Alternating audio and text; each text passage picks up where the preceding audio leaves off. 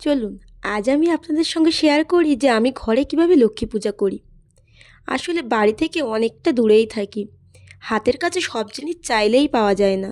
যতটা সম্ভব হাতের কাছে আমি যেগুলো পাই, যে জিনিসগুলো, সেই সামগ্রীগুলো দিয়েই আমি মাকে পুজো দেওয়ার চেষ্টা করি। এবার অনেকে বলতেই পারেন যে লক্ষ্মী পূজার এই সামগ্রীটা নেই, পূজা কি করে করছে। হ্যাঁ গো, আমি হাতের কাছে যেটুকুই পেয়েছি সেটুকু দিয়েই মাকে সন্তুষ্ট করার চেষ্টা করি। আসলে কি বলুন তো, সব থেকে বড় কথা হচ্ছে মনের ভক্তি।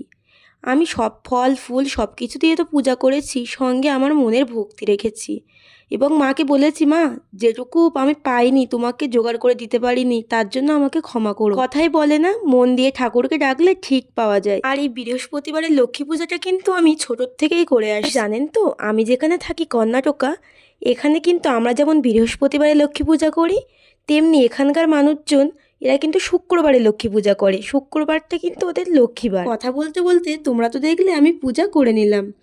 তো ভিডিওটা কেমন লাগলো তোমরা অবশ্যই জানিও। সবাই ভালো থেকো, সুস্থ থেকো। রাধে রাধে।